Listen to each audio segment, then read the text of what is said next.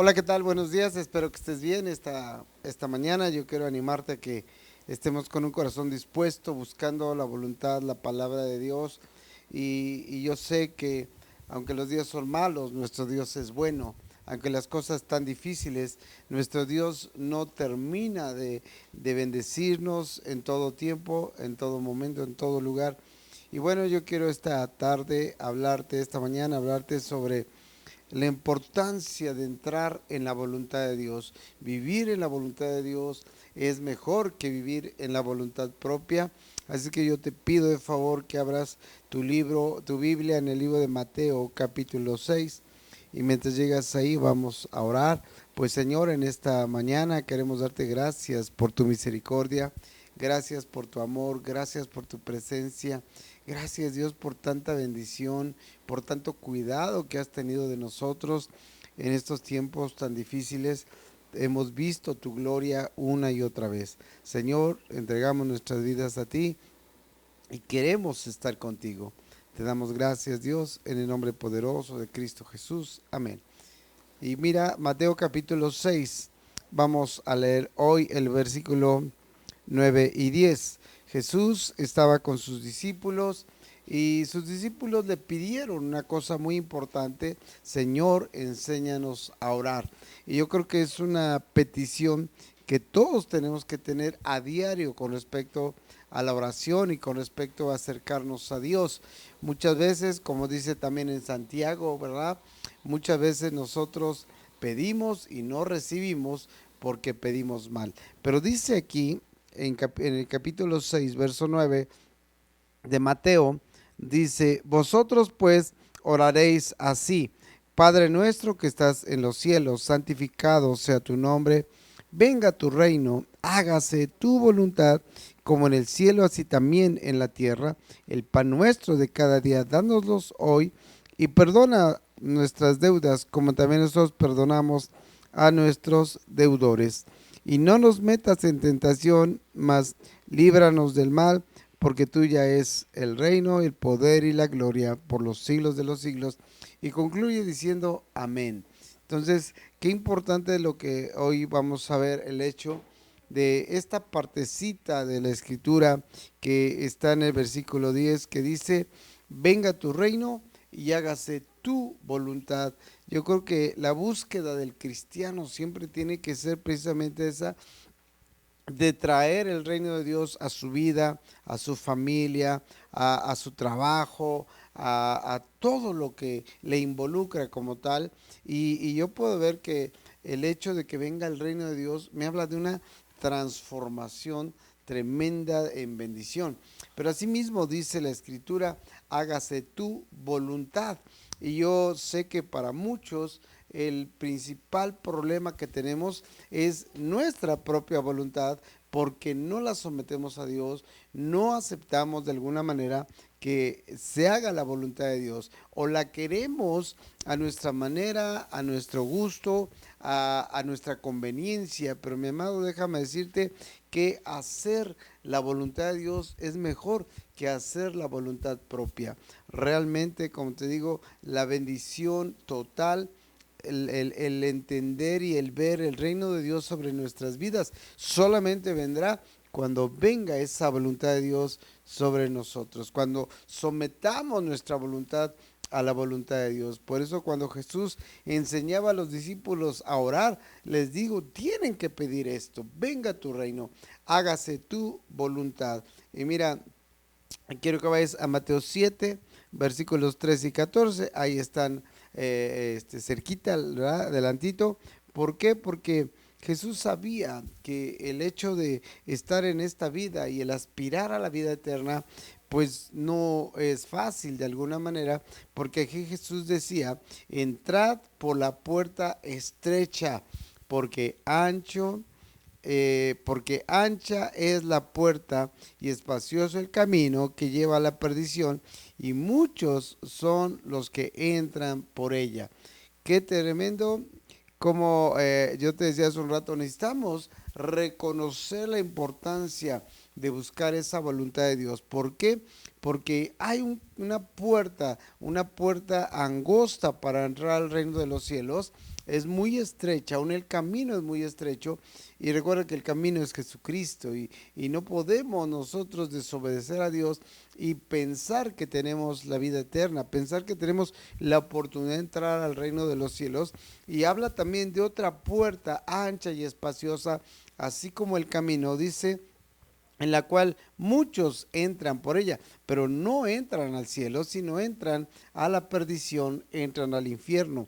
Por eso dice versículo 14, porque estrecha es la puerta y angosto el camino que lleva a la vida, y pocos son los que la hallan. Mi amado, si tú conoces a Jesús, si tú amas a Jesús, si tú obedeces a Jesús, entonces has encontrado angosta que bendición y de vida eterna. De otra manera, podemos estar pensando que hemos hallado la puerta y realmente lo que hallamos fue una religión, o solamente lo que hallamos fue una doctrina, o solamente lo que hallamos fue una buena intención, pero sin el peso, sin el valor de la sangre de Cristo, habiendo pagado nuestros pecados, que aunque Jesús ya lo hizo, pero cuando nosotros no sometemos nuestra voluntad a la voluntad de Dios, entonces perdemos toda la bendición. Entonces, qué fuerte lo que dice aquí, que ciertamente estrecha es la puerta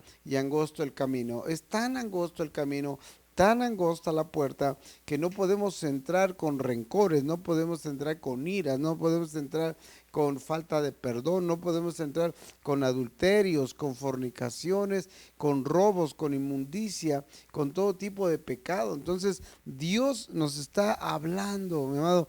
Él quiere que sometamos nuestra voluntad, que cuando nosotros oramos y le decimos, Señor, hágase tu voluntad, verdaderamente estemos dispuestos a que se haga esa voluntad de Dios, no la nuestra, no la de pues la que cada uno le convenga o quiera, sino la que realmente sea la conveniente, y la conveniente siempre será la voluntad de Dios sobre nosotros. Entonces yo quiero animarte de verdad, pues a que entendamos esto, llamado, si nosotros no sometemos nuestra voluntad a la voluntad de Cristo, entonces seguramente la vamos a someter a la maldad y al pecado. Y si uno no está dentro de la voluntad de Dios, seguramente vendrán situaciones, seguramente vendrán problemas y sobre todo consecuencias de estar fuera de la voluntad de Dios. Hoy hay multitud de cristianos, multitud de iglesias, multitud de personas que sienten que están en el camino del Señor, pero realmente dejaron hace mucho la voluntad y hoy hacen su propia voluntad, hoy hacen lo que quieren, no se congregan, no oran, no leen, no sirven a Dios, no predican, y así ellos sienten aún que están dentro de la voluntad de Dios. Pero mi amado, sin someternos a la voluntad de Dios, no podemos ni siquiera, fíjate, ni siquiera hallar esa puerta angosta, ni siquiera hallar ese camino angosto, el cual será de salvación. Entonces yo quiero que vayamos por favor al libro de Tito. Vamos el libro de Tito. Pablo tenía un discípulo también que se llamaba Tito, así como lo fue Timoteo y otros que hablan la palabra. Y ahí en el libro de Tito, capítulo 1, vamos al verso 16, dice así, hablando de estos tipos de personas que te comento, que no han sometido su vida a la voluntad de Dios. Sin embargo, ellos sienten que están bien, sienten que Dios está obligado a dejarlos entrar al cielo, cuando, mi amado, Dios no está obligado. Dios se obligó por amor a nosotros, pero nosotros también tenemos que guardar esa salvación y caminar en la voluntad de Dios, no en nuestra propia voluntad.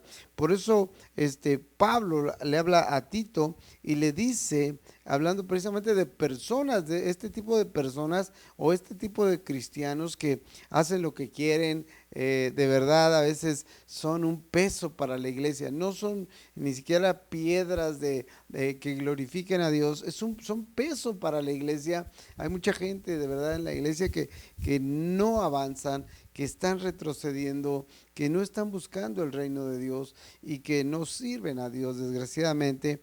Y entonces se cumple lo que dice Pablo a Tito en el versículo 16, dice, profesan conocer a Dios, declaran, dicen en voz alta que ellos son hijos de Dios, que ellos son cristianos, que ellos son de la fe cristiana y todo eso, pero dice aquí que profesan conocer a Dios, pero con los hechos lo niegan. Qué tremendo, ¿verdad? Decir una cosa y ser otra. Por eso, como dice algún dicho por ahí, dice que tus hechos no contradigan tus palabras. Y dice aquí que profesan conocer a Dios, pero con sus hechos lo niegan. Dice, siendo abominables, ¿sí? Y rebeldes. Una persona abominable es alguien que es detestable, que es rechazado por su manera de vivir, por su manera de actuar. Aunque diga otra cosa, no vive realmente dentro de la voluntad de Dios. Dice, siendo abominables y rebeldes. Recuerda que Dios pasa por alto la inocencia, no la rebeldía. Cuando uno ya conoce y camina uno en rebeldía, se cumple lo que Jesucristo mismo dijo, más les valía no haberme conocido. Entonces, este es el principio, este es el problema, que muchas veces no sometemos nuestras vidas a la voluntad de Dios. Y un ejemplo de que sí se puede es precisamente lo que dice Primera de Corintios. Quiero que vayas ahí, por favor. Primera de Corintios es Pablo mismo hablando aquí en el libro de los Corintios. Vamos por favor a Primera de Corintios, vamos al capítulo 6, vamos a leer el verso 12.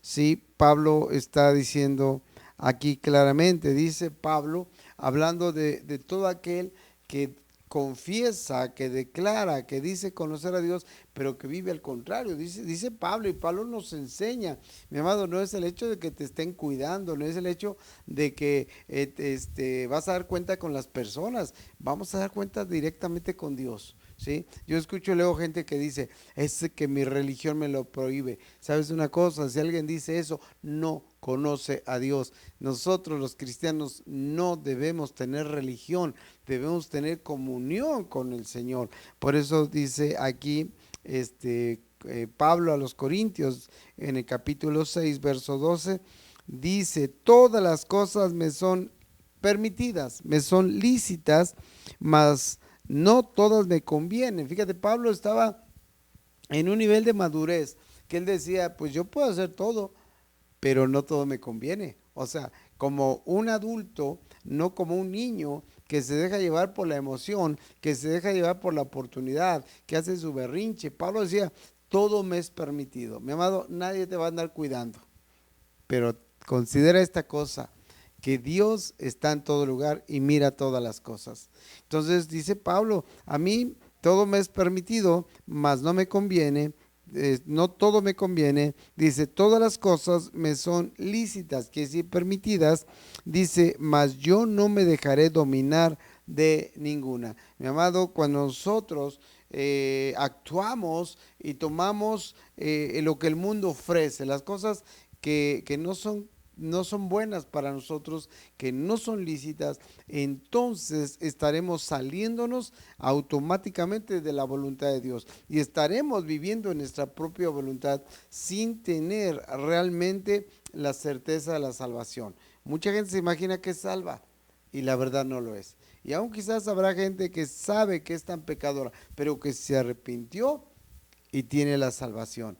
¿Por qué? Porque Jesús pagó en la cruz por todos nosotros. Aquí depende de quién realmente quiere tomar esa salvación y vivir cuidando la salvación. Entonces, todo yo lo veo así como va dirigido hacia tenemos que estar en todo tiempo bajo la voluntad de Dios, no bajo nuestra propia voluntad. Hoy tú escuchas de cristianos que toman, que adulteran, que fornican, cristianos que roban, cristianos que mienten, cristianos que pues quedan bien con la familia y se van a la idolatría. Pero realmente estaremos dentro de la voluntad de Dios. Y como te decía, son tiempos muy fuertes. Pablo decía, yo no me voy a dejar dominar de nada. Él tenía los ojos bien puestos en Jesús. Él nunca se apartó de Dios. Así es que, así como Pablo, yo quiero que entiendas, todo nos es permitido, pero no lo voy a hacer. No voy a hacer lo que no esté dentro de la voluntad de Dios. Todo nos es permitido. Mucha gente piensa que se puede esconder y se esconde de la gente de la congregación, se esconde de los pastores, pero a final de cuentas quien todo lo mira es Cristo. Y a final de cuentas tendremos que estar delante de nuestro Señor un día. Y ahí van a sacar nuestro expediente. Qué tremendo, qué terrible. Pero hoy podemos nosotros decidirnos a vivir dentro de la voluntad de Dios. Entonces, ¿qué es lo que podemos hacer? Porque si nosotros no rendimos nuestra voluntad a la voluntad de Dios, seguramente tarde que temprano la rendiremos al pecado y a la maldad. Por eso yo encuentro tres cosas fundamentales, básicas, importantes que tenemos que hacer en este tiempo como iglesia para estar dentro de la voluntad de Dios. La primera cosa es algo de lo más sencillo, algo que realmente no tiene, ¿cómo decirlo? Pues no tiene mucho problema, yo así lo creo. Y mira, quiero que vayas por favor al libro de Hebreos, vamos al libro de Hebreos, capítulo 10, perdón, y vamos al verso 25. Mucho problema, dice aquí, vamos a leer desde el 24, dice, y considerémonos unos a otros para estimularnos al amor y a las buenas obras. Pablo está diciendo, la iglesia, tenemos que animar a otros. Aun si tú te desanimas, acepta el ánimo de los demás, acepta la oración, acepta el consejo. Dice que nos animemos unos a otros y a hacer las buenas obras y al amor de Cristo. Verso 25 dice claramente, ¿por qué lo dice? Dice, no dejando de congregarnos como algunos tienen por costumbre, sino exhortándonos, y tanto más cuando veis que aquel día se acerca. Jesucristo viene. Jesucristo viene, hoy mucha gente desgraciadamente está acostumbrada a faltar, está acostumbrada a no congregarse y llega pues de vez en cuando, ¿verdad? Y llega una semana y faltan tres y yo les pregunto, ¿realmente te sientes bien cuando no te congregas? Porque si te sientes bien, realmente no tienes nada que hacer en ese lugar. Pero si tú sientes realmente la necesidad de la presencia de Dios, no dejes de congregarte. Porque como dice Pablo, más cuando vemos que aquel día se acerca, el Señor viene. Mucha gente se va a quedar pues con el ánimo de asistir. Mucha gente dice, es que yo sí hubiera querido ir.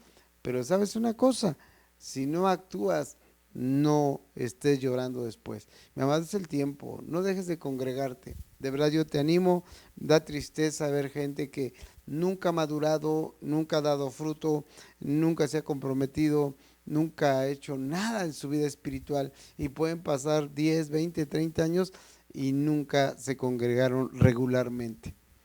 ¿Sí? Entonces, primera cosa es asiste regularmente a la iglesia. Segunda cosa, lee la palabra de Dios. Mi amado, si nosotros podemos tener una seguridad de todo lo que hemos escuchado, lo que hemos leído, es precisamente a través de la palabra de Dios. Por eso quiero que vayas a 1 de Juan, capítulo 5, verso 13.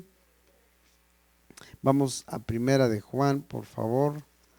Ahí casi cerquitita de lo que es Apocalipsis, ¿verdad? 1 de Juan, vamos al capítulo 5, versículo 13, dice así la palabra de Dios.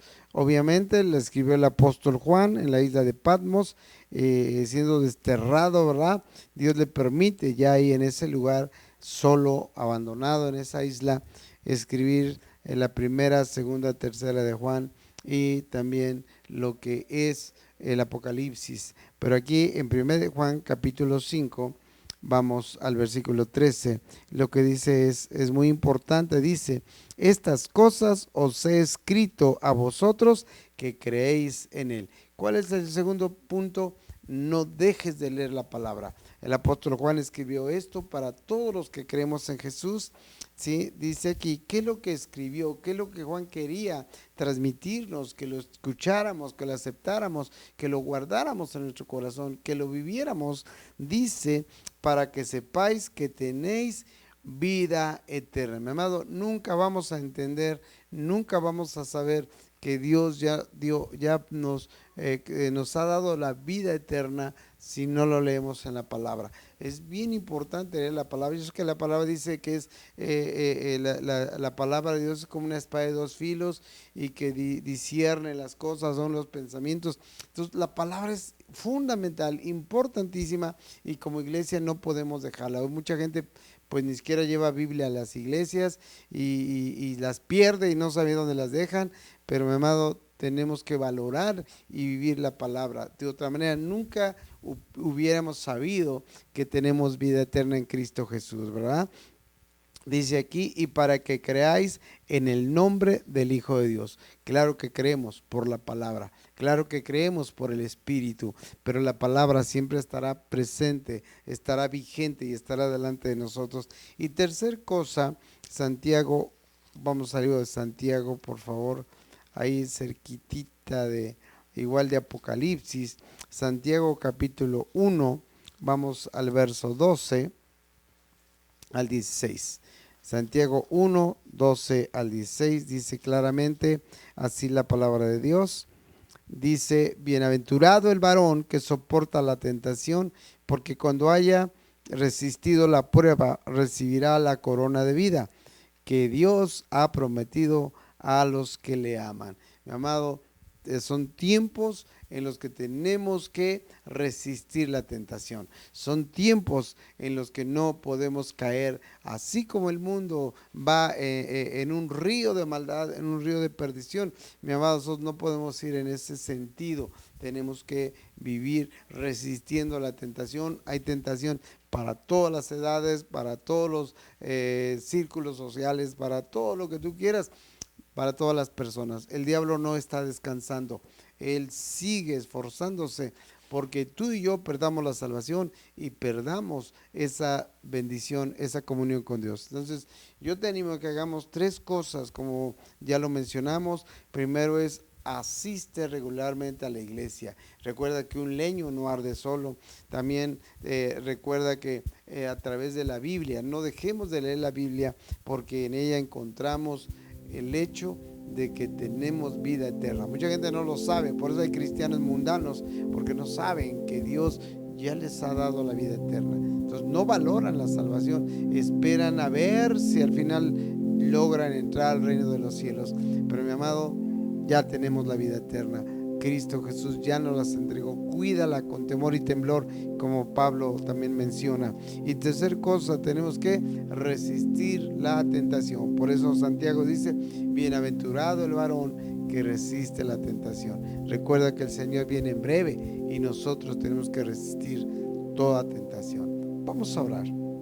Pues Dios, te doy gracias esta mañana. Oro, Señor, que tú nos ayudes. Espíritu Santo, ayúdanos. Señor, sabemos que cada vez que tenemos que ir a la congregación, tenemos que congregarnos, siempre vendrán estorbos del diablo, trampas del diablo, ataques del maligno. Pero Señor, ayúdanos a tomar decisiones firmes y de llevarlas a cabo en lo que es congregarnos, orar, leer tu palabra. Señor, en esta mañana yo también oro que nadie menosprecie la palabra, que ninguno pasemos por alto, que cada vez que somos expuestos a la palabra recibimos bendición abundante tuya. Y también, Señor, yo te doy gracias, te pido, Padre, fortalécenos, anímanos, que tu Espíritu Santo nos esté librando de toda trampa del diablo, pero que también nosotros nos dispongamos a resistir la tentación. Señor, te damos gracias esta tarde te bendecimos y te pedimos, Señor, guarda nuestras vidas. Gracias te damos, Señor. Te bendecimos en el nombre poderoso de Cristo Jesús. Amén. Que Dios te bendiga, primer Dios. Nos vemos la próxima semana.